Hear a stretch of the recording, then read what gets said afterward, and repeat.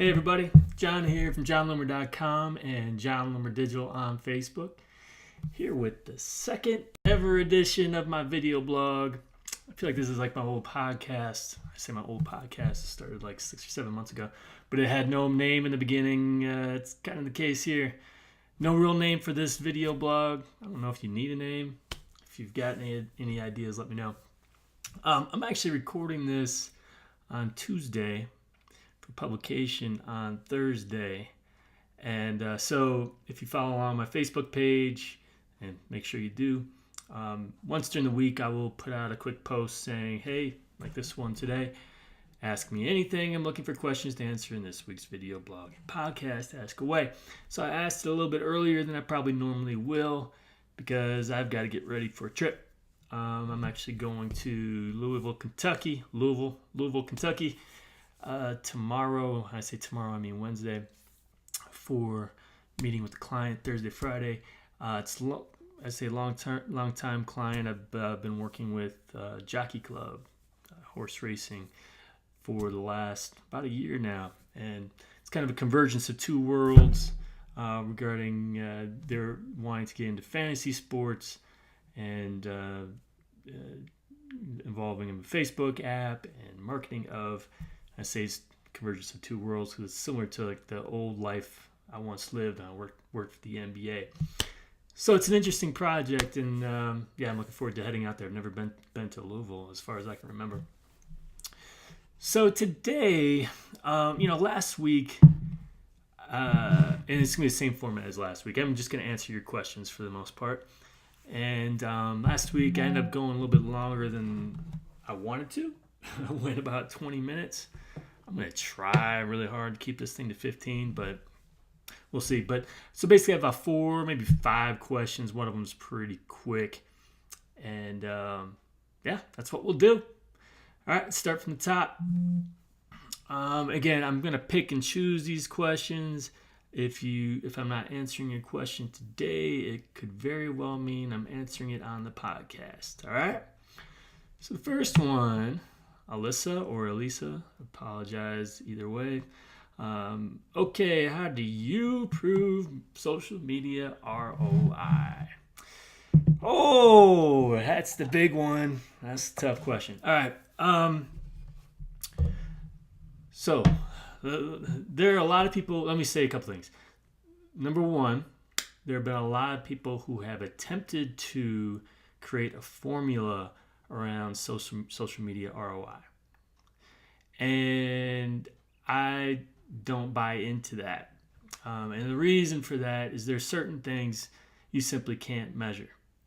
For example, do you measure the ROI of your customer service call center?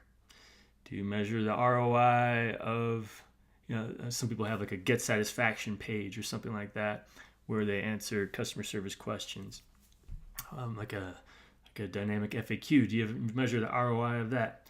No, you don't. So there's certain things that you use a Facebook page for, or Twitter or Google Plus or whatever, that you do not expect to get a return on, and you shouldn't.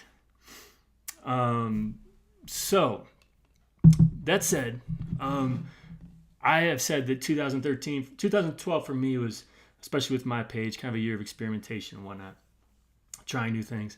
2013 will be more a year of measurement, and I want you to kind of take this on as well.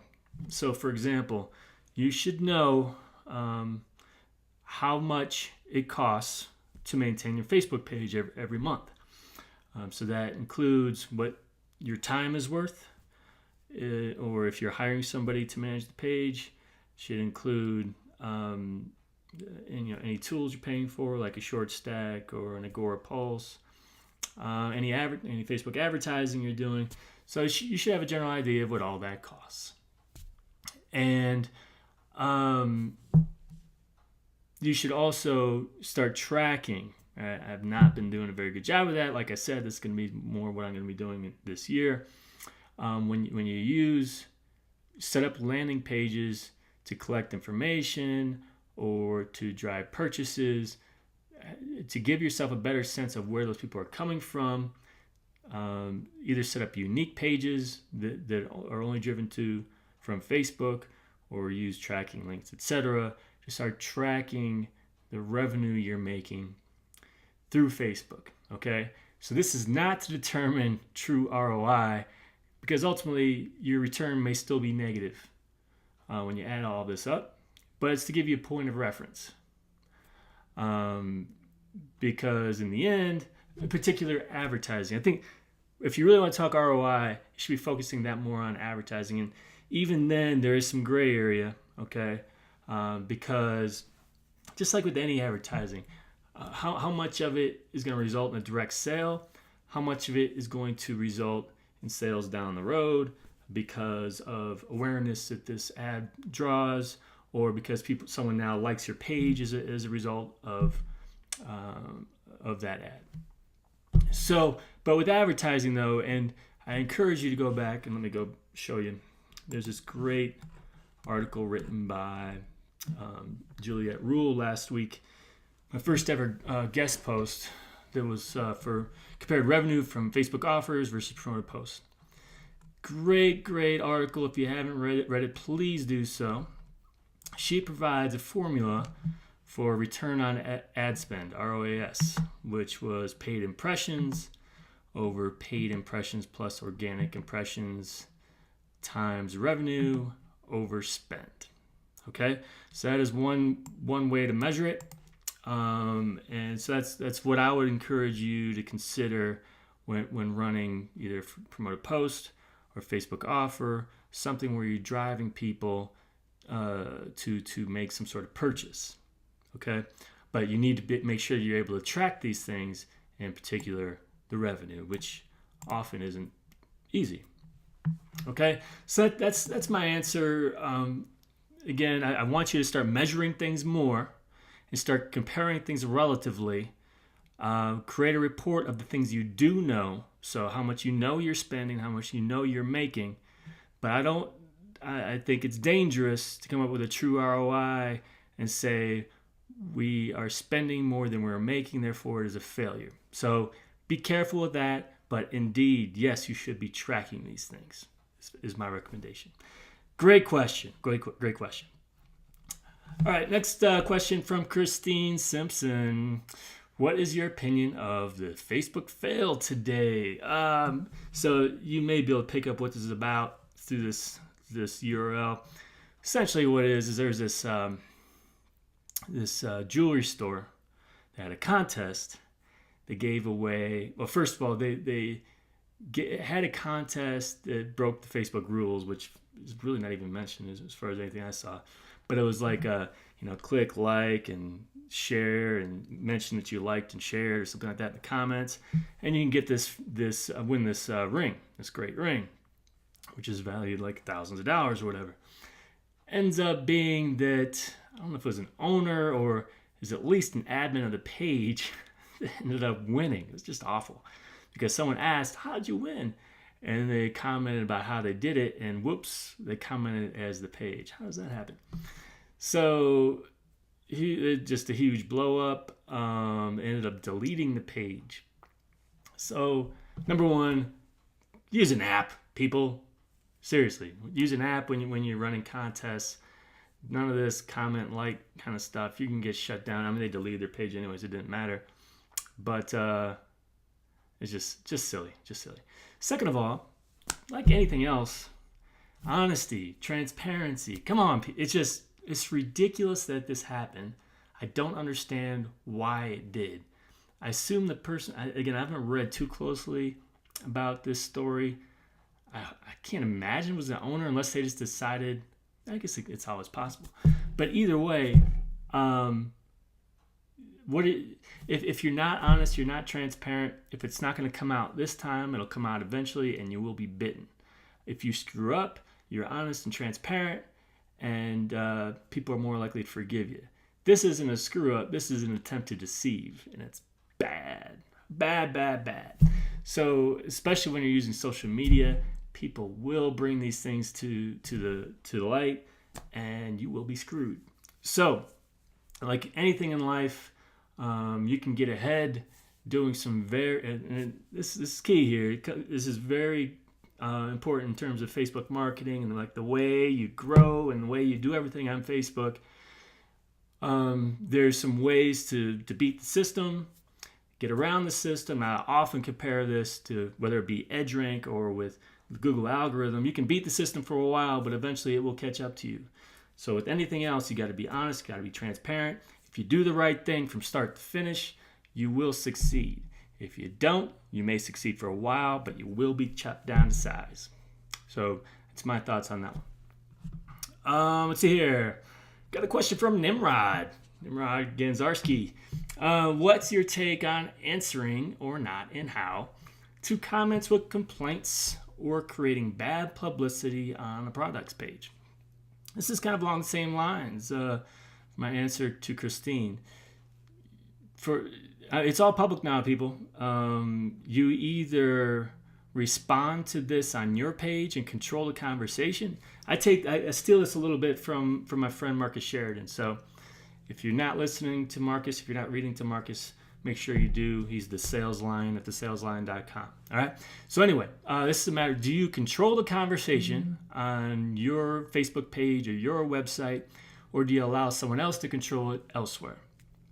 And so that's why you absolutely respond. If somebody complains about your product on your Facebook page, you respond. And so what I would do is, of course, you apologize for their bad experience, and you try to answer whatever question they have. All right. What you don't want is a back and forth. So what you do is, if your first response is sufficient and they're like, cool, thank you. If it's not, and they keep going back and forth, you say, I'd love to help you. Please email me at X, and we can get this settled for you. Because you want to avoid that back and forth. What you don't want, of course, is people who are being abusive. Now, my policy on abuse is I will always take more abuse than I will allow people to give to others in the community. Okay? So if someone posts a comment and someone responds calling them an idiot, they'll get banned, as opposed to someone responding to me calling me an idiot. That's my policy. Again, there's limits to that. I got feelings too. Take it just so far. But that's my policy, because I think it's more important to protect the others in the community and make it a good experience for them. So again, abuse to your product, you should respond to, keep it as short as possible. But if you can't keep it short, take that discussion elsewhere and control it. What you want to do is eventually make this person into an advocate of your brand. So I hope that helps. Oh, let me see here. Next question. Heidi Joe. This is going to be a quick answer, I hope. How do you get your site to a 5 or better Google page rank? First of all, this kind of goes back to my whole thought on chasing algorithms and all that kind of stuff. Google PageRank is this, I want to say algorithm, but it's a formula determining the value of your Facebook page. Okay? Or Facebook page, I'm sorry, of your website. Goodness, of your website. And I found this a funny question, because if you were to look at my PageRank, I've got a big fat 4. But that said, I'm not an expert on PageRank, but I have a sneaky suspicion, though, that it has a lot to do with longevity as well. Okay, I get a lot of traffic. Google loves me. I get a few thousand referrals from Google every day. So every time they put an update out to PageRank, I go up. I typically go up 1. So my impression of it is, if you're consistent and consistently doing a good job, that PageRank will continue to bump you up 1 or so, but usually not more than 1. And if you're around for a long time, you're more likely to get up to 5 and up to 6 and up to 7. Again, I'm no expert on this, but I do pretty well with Google. And since I'm not a 5, my expectation is I just need to stick around for a little bit longer. But overall, I would not be too focused on this stuff. While some people look at these things, like for example, I remember when somebody reached out to me about blogging for my website, doing a guest post, and said, I don't usually reach out to anyone with a page rank under, I think I had a 3 at the time, under 4, but I think your site has a lot of potential. Because, it's again, people trying to get backlinks to their site and valuable backlinks and all that stuff. So some people will look at page rank. I just think that ultimately focus on creating good content, whether it's for Facebook or for search engines or whatever it is, and do it the right way. And while validation is nice, your goals should be on getting approval from your users and your customers, as opposed to a formula or an algorithm. All right. Good question. All right, we'll have room for one more, and I think what I'm going to try to do is make this part of every video blog.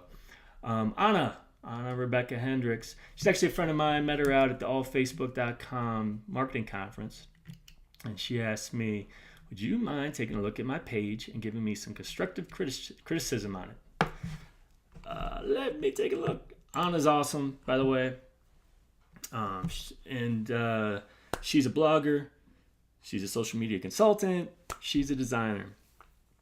She's good people. And so this is her page. I'm going to spend just a little bit of time on it, because what I want, this is also my way of showing you what one of my services is, and that's Facebook page review. Okay, so this is just a really quick sneak peek at what I might do in a Facebook page review, but it's much more in depth than this, and it does involve video, step by step. There's 6 different steps, 6 different things main categories I look at, and I provide a full analysis of your page along with recommendations and helpful links, and I even do a competitive analysis depending on the level you're looking at. All right, so anyway, I'll provide, here's a link to that as well if you're interested in having your page reviewed. So really top level, I'm going to look at Anna's page here. So in terms of the name, Anna Hendricks, social media consultant and freelance interactive designer, first thing, I'd be a little wary of the name. I mean, it's very descriptive. You also have a username that's just Anna R. Hendricks, which is good. Be wary of this in terms of ads. That's because with Facebook ads, Facebook limits it to 25 characters and then cuts off. So that would hurt you with again, this rule just changed with Facebook. Facebook now allows you to edit the titles, the headlines of ads for like the main standard ad to get likes to your page. But if I'm not mistaken, you can't yet change the headline for someone liked this page or someone commented on this page type of ad, those types of sponsored stories. So that would still kind of concern me a little bit, because I'm betting this is over 25 characters. And also, like, if someone were to tag you, that's always an uncomfortable tag, because it like cuts off midway. So I don't think you can change it at this point, unfortunately, without requesting a change from Facebook. But just a thought. Otherwise, I love this cover photo. It's awesome. All right. You're a designer, so you should be creative, and this is a nice creative photo, really nice, and shows personality. I love that you've got your name and kind of brief like a tagline of who you are and what you're all about. It's awesome. The profile photo, as long as this is what represents your brand, your website, that's cool. I've found that, especially with personal brands, having a face often works best. So I would consider that for your profile photo. But it's kind of how you want to brand yourself, really, when it comes down to it. And just a couple more things. I'm not going to belabor this too much. We're running out of time. I'm going to go over that 20 minutes. But your description, I would make sure you embed a link to your website, because ultimately that's going to be where you drive business, where you get business, business leads. Okay, I mean, some of them might come through your Facebook page, but usually it's going to be through your website. So drive them there. It's a really simple way to drive them there.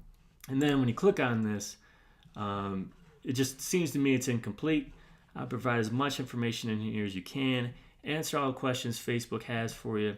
Also, provide as many details as you can about your products and services. Then provide a link that goes back to your website. Okay, because this is one of those pages that Google will be indexing. All right, and really the last thing I'm going to note, I would love to see a couple tabs in here that are more about your business and services. So it could be a tab. It's like an introductory to, hey, this is me. I'm Anna. I'm awesome. This is why.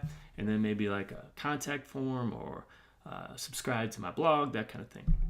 And then, if I didn't mention it, a video would be great there.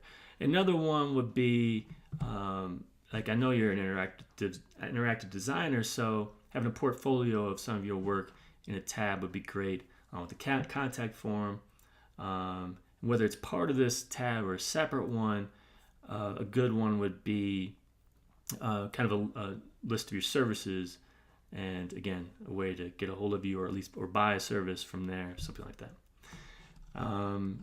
That's really where I'm going to stop. I could go into all of your content, but at this point, I think that's a good start. So again, if you're interested, Facebook page, Strategic Review, go to this link, check it out. Second of all, if anyone's interested in getting a tab created, I'm available for that as well. Part of the strategy of getting it done, what should we create and why, and actual design of it as well. So reach out to me here if you want to talk about tabs. So that's really it. Once again, please check in again next week. We're going to do this every Thursday. And keep a lookout for my post throughout the week asking for questions. And if I didn't answer your questions today, check in on Sunday for my podcast. I'll try to answer it then. All right. Thanks, everybody.